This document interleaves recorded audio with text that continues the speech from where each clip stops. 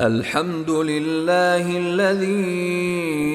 أنزل على عبده الكتاب ولم يجعل له عوجا قيما لينذر بأسا شديدا من لدنه ويبشر المؤمنين الذين يعملون الصالحات أن لهم أجرا حسنا ماكثين فيه أبدا وينذر الذين قالوا اتخذ الله ولدا ما لهم به من علم ولا لآبائهم كبرت كلمة تخرج من أفواههم إن يقولون إلا كذبا فلعلك باخع نفسك على آثارهم إن لم يؤمنوا بهذا الحديث أسفا إنا جعلنا ما على الأرض زينة لها لنبلوهم أيهم أحسن عملا وإنا لجاعلون ما عليها صعيدا جرزا أم حسبت أن أصحاب الكهف والرقيم كانوا من آياتنا عجبا إذ أوى الفتية إلى الكهف فقالوا ربنا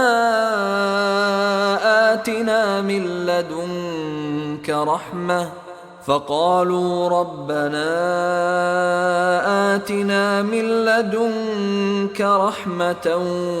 وهيئ لنا من أمرنا رشدا فضربنا على آذانهم في الكهف سنين عددا ثم بعثناهم لنعلم أي الحزبين أحصى لما لبثوا أمدا نحن نقص عليك نبأهم بالحق إنهم فتية آمنوا بربهم وزدناهم هدى وربطنا على قلوبهم إذ قاموا فقالوا ربنا رب السماوات والأرض لن ندعو من دونه إلها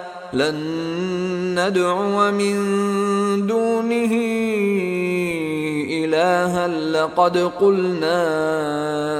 إذا شططا هؤلاء قومنا اتخذوا من دونه آلهة لولا يأتون عليهم بسلطان بين فمن أظلم ممن افترى على الله كذبا وإذ اعتزلتموهم وما يعبدون إلا الله فأووا إلى الكهف ينشر لكم ربكم من رحمته ويهيئ لكم من أمركم مرفقا وترى الشمس إذا طلعت تزاور عن كهفهم ذات اليمين وإذا غربت تقرضهم ذات الشمال وهم في فجوة منه ذلك من آيات الله من يهد الله فهو المهتد ومن يضلل فلن تجد له وليا مرشدا وتحسبهم أيقاظا وهم رقود ونقلبهم ذات اليمين وذات الشمال وكلبهم باسط ذراعيه بالوصيد لو اطلعت عليهم لوليت منهم فرارا ولملئت منهم رعبا وكذلك بعثناهم ليتساءلوا بينهم قال قائل منهم كم لبثتم قالوا لبثنا يوما أو بعض يوم قالوا ربكم أعلم بما لبثتم فابعثوا أحدكم بورقكم هذه إلى المدينة فلينظر أيها أزكى طعاما فليأتكم برزق منه وليتلطف ولا يشعرن بكم أحدا إنهم إن يظهروا عليكم يرجموكم أو يعيدوكم في ملتهم ولن تفلحوا إذا أبدا وكذلك أعثرنا عليهم ليعلموا أن وعد الله حق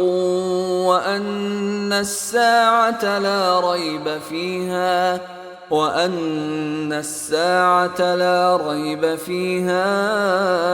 إذ يتنازعون بينهم أمرهم فقالوا ابنوا عليهم بنيانا ربهم أعلم بهم قال الذين غلبوا على أمرهم لنتخذن عليهم مسجدا سيقولون ثلاثة رابعهم كلبهم ويقولون خمسة سادسهم كلبهم رجما بالغيب ويقولون سبعة وثامنهم كلبهم قل ربي أعلم بعدتهم ما يعلمهم إلا قليل فلا تمار فيهم إلا مراء ظاهرا ولا تستفت فيهم منهم أحدا ولا تقولن لشيء إني فاعل ذلك غدا إلا أن يشاء الله واذكر ربك إذا نسيت وقل عسى أن يهديني ربي لأقرب من هذا رشدا ولبثوا في كهفهم 300 سنين وازدادوا 9 قل الله أعلم بما لبثوا له غيب السماوات والأرض أبصر به وأسمع ما لهم من دونه من ولي ولا يشرك في حكمه أحدا واتل ما أوحي إليك من كتاب ربك لا مبدل لكلماته ولن تجد من دونه ملتحدا واصبر نفسك مع الذين يدعون ربهم بالغداة والعشي يريدون وجهه ولا تعد عيناك عنهم تريد زينة الحياة الدنيا ولا تطع من أغفلنا قلبه عن ذكرنا واتبع هواه وكان أمره فرطا وقل الحق من ربكم فمن شاء فليؤمن ومن شاء فليكفر إنا أعتدنا للظالمين نارا أحاط بهم سرادقها وإن يستغيثوا يغاثوا بماء كالمهل يشوي الوجوه بئس الشراب وساءت مرتفقا إن الذين آمنوا وعملوا الصالحات إنا لا نضيع أجر من أحسن عملا أولئك لهم جنات عدن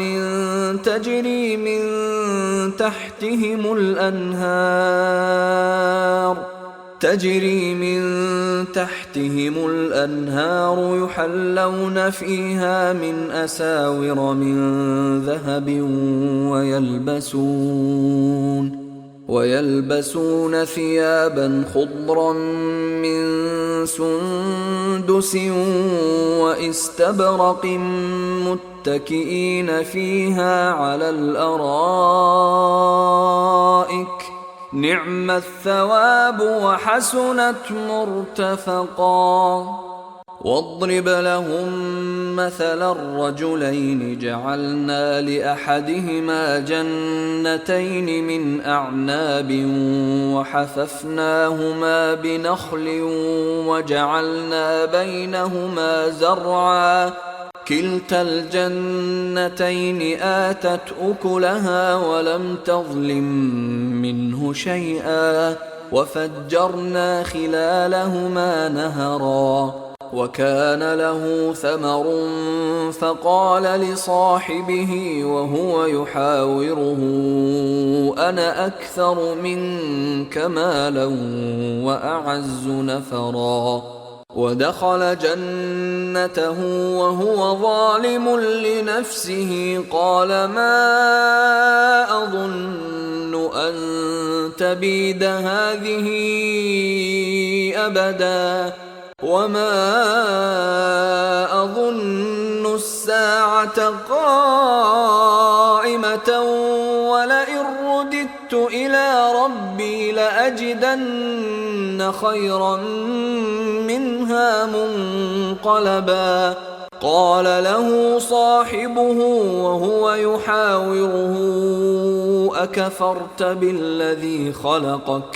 أكفرت بالذي خلقك من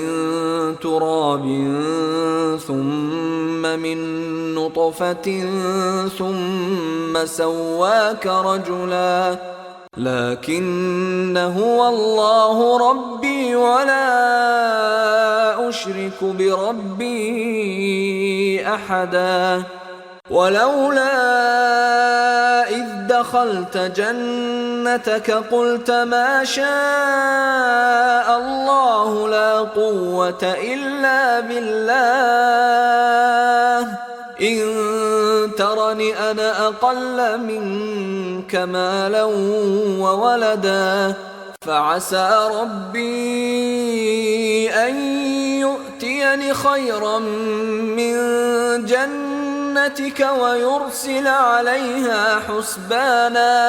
ويرسل عليها حسبانا من السماء فتصبح صعيدا زلقا أو يصبح ماؤها غورا فلن تستطيع له طلبا وأحيط بثمره فأصبح يقلب كفيه على ما أنفق فيها وهي خاوية على عروشها ويقول يا ليتني لم أشرك بربي أحدا ولم تكن له فئة ينصرونه من دون الله وما كان منتصرا هنالك الولاية لله الحق هو خير ثوابا وخير عقبا واضرب لهم مثل الحياة الدنيا كماء إن أنزلناه من السماء فاختلط به نبات الأرض فأصبح هشيما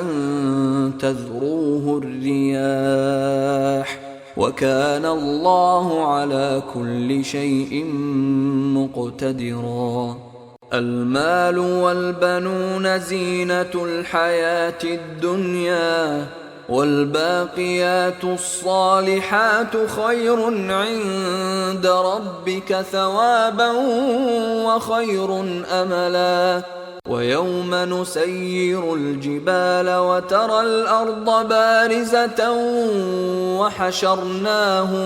وحشرناهم فلم نغادر منهم أحدا، وعرضوا على ربك صفا لقد جئتمونا كما خلقناكم أول مرة بل زعمتم أن لن نجعل لكم موعدا. ووضع الكتاب فترى المجرمين مشفقين مما فيه ويقولون يا ويلتنا ما لهذا الكتاب لا يغادر صغيرة ولا كبيرة إلا أحصاها ووجدوا ما عملوا حاضرا ولا يظلم ربك أحدا. وإذ قلنا للملائكة اسجدوا لآدم فسجدوا إلا إبليس كان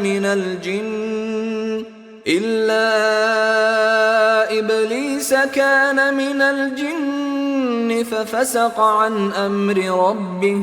أفتتخذونه وذريته أولياء من دوني وهم لكم عدو بئس للظالمين بدلا. ما أشهدتهم خلق السماوات والأرض ولا خلق أنفسهم وما كنت متخذ المضلين عضدا. ويوم يقول نادوا شركائي الذين زعمتم فدعوهم فلم يستجيبوا لهم وجعلنا بينهم موبقا. ورأى المجرمون النار فظنوا أنهم مواقعوها ولم يجدوا عنها مصرفا. ولقد صرفنا في هذا القرآن للناس من كل مثل وكان الإنسان أكثر شيء جدلا. وما منع الناس أن يؤمنوا إذ جاءهم الهدى ويستغفروا ربهم إلا أن تأتيهم سنة الأولين أو يأتيهم العذاب قبلا. وما نرسل المرسلين إلا مبشرين ومنذرين ويجادل الذين كفروا بالباطل ليدحضوا به الحق واتخذوا آياتي وما أنذروا هزوا. ومن أظلم ممن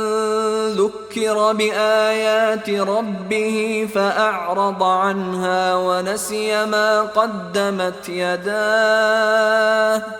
إنا جعلنا على قلوبهم أكنة أن يفقهوه وفي آذانهم وقرا وإن تدعهم إلى الهدى فلن يهتدوا إذا أبدا. وربك الغفور ذو الرحمة لو يؤاخذهم بما كسبوا لعجل لهم العذاب بل لهم موعد لن يجدوا من دونه موئلا. وتلك القرى أهلكناهم لما ظلموا وجعلنا لمهلكهم موعدا وإذ قال موسى لفتاه لا أبرح حتى أبلغ مجمع البحرين أو أمضي حقبا فلما بلغا مجمع بينهما نسيا حوتهما فاتخذ سبيله في البحر سربا فلما جاوزا قال لفتاه آتنا غداءنا لقد لقينا من سفرنا هذا نصبا قال أرأيت إذ أوينا إلى الصخرة فإني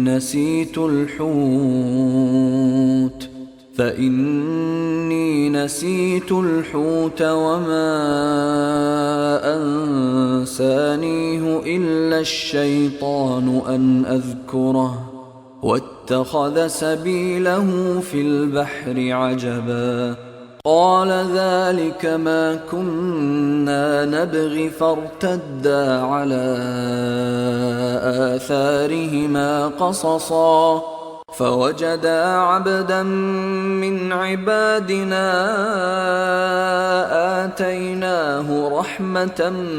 من عندنا وعلمناه من لدنا علما قال له موسى هل أتبعك على أن تعلمني مما علمت رشدا قال إنك لن تستطيع معي صبرا وكيف تصبر على ما لم تحط به خبرا قال ستجدني إن شاء الله صابرا ولا أعصي لك أمرا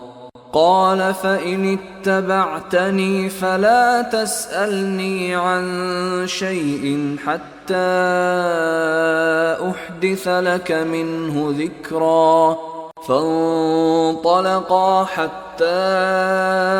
إذا ركبا في السفينة خرقها قال أخرقتها لتغرق أهلها لقد جئت شيئا إمرا قال ألم أقل إنك لن تستطيع معي صبرا قال لا تؤاخذني بما نسيت ولا ترهقني من أمري عسرا فانطلقا حتى إذا لقيا غلاما فقتله قال أقتلت نفسا زكية بغير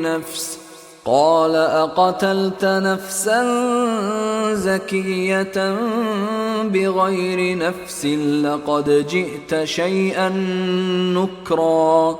قال ألم أقل لك إنك لن تستطيع معي صبرا قال إن سألتك عن شيء بعدها فلا تصاحبني قد بلغت من لدني عذرا فانطلقا حتى إذا أتيا أهل قرية استطعما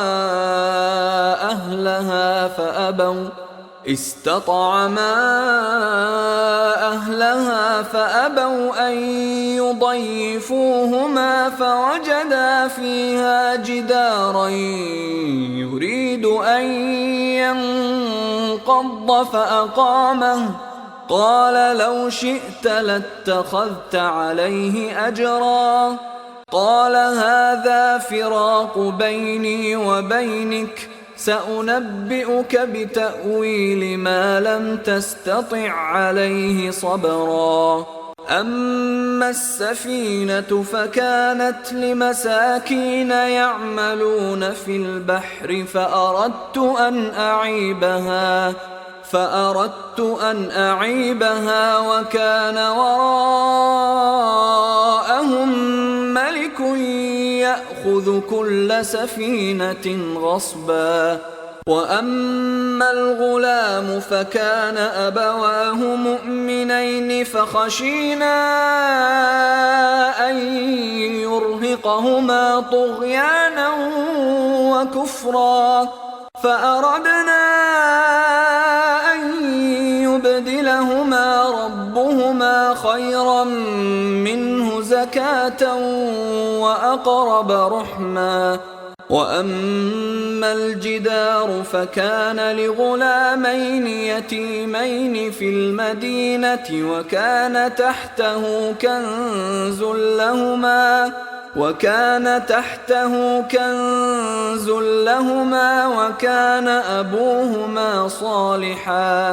وكان أبوهما صالحا فأراد ربك أن يبلغا أشدهما ويستخرجا كنزهما رحمة من ربك وما فعلته عن أمري ذلك تأويل ما لم تسطع عليه صبرا. ويسألونك عن ذي القرنين قل سأتلو عليكم منه ذكرا. إنا مكنا له في الأرض وآتيناه من كل شيء سببا فأتبع سببا حتى إذا بلغ مغرب الشمس وجدها تغرب في عين حمئة ووجد عندها قوما قلنا يا ذا القرنين إما أن تعذب وإما أن تتخذ فيهم حسنا. قال أما من ظلم فسوف نعذبه ثم يرد إلى ربه فيعذبه عذابا نكرا. وأما من آمن وعمل صالحا فله جزاء الحسنى وسنقول له من أمرنا يسرا. ثم أتبع سببا حتى إذا بلغ مطلع الشمس وجدها تطلع على قوم لم نجعل لهم من دونها سترا كذلك وقد أحطنا بما لديه خبرا. ثم أتبع سببا حتى إذا بلغ بين السدين وجد من دونهما قوما لا يكادون يفقهون قولا. قالوا يا ذا القرنين إن يأجوج ومأجوج مفسدون في الأرض فهل نجعل لك خرجا على أن تجعل بيننا وبينهم سدا. قال ما مكني فيه ربي خير فأعينوني بقوة أجعل بينكم وبينهم ردما. آتوني زبر الحديد حتى إذا ساوى بين الصدفين قال انفخوا حتى إذا جعله نارا قال آتوني أفرغ عليه قطرا. فما استطاعوا أن يظهروه وما استطاعوا له نقبا. قال هذا رحمة من ربي فإذا جاء وعد ربي جعله دكاء وكان وعد ربي حقا وتركنا بعضهم يومئذ يموج في بعض ونفخ في الصور فجمعناهم جمعا وعرضنا جهنم يومئذ للكافرين عرضا الذين كانت أعينهم في غطاء عن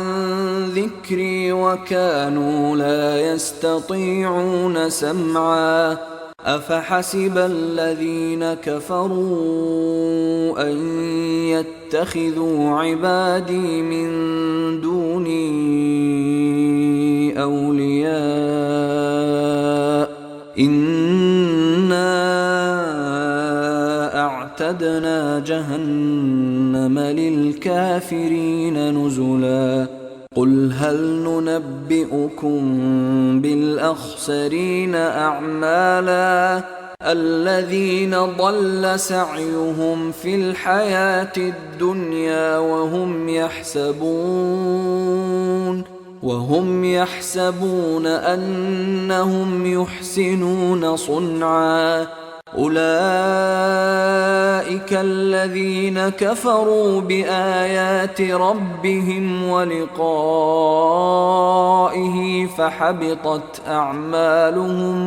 فحبطت أعمالهم فلا نقيم لهم يوم القيامة وزنا ذلك جزاؤهم جهنم بما كفروا واتخذوا آياتي ورسلي هزوا إن الذين آمنوا وعملوا الصالحات كانت لهم جنات الفردوس نزلا خالدين فيها لا يبغون عنها حولا قل لو كان البحر مدادا لكلمات ربي لنفد البحر قبل أن تنفد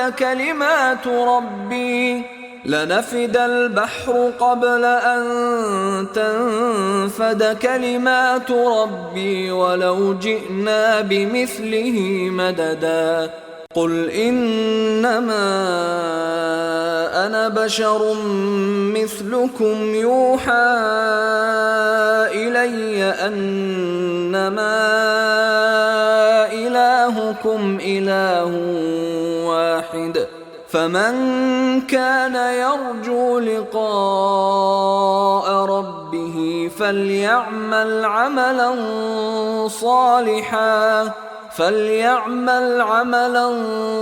صالحا ولا يشرك بعبادة ربه أحدا.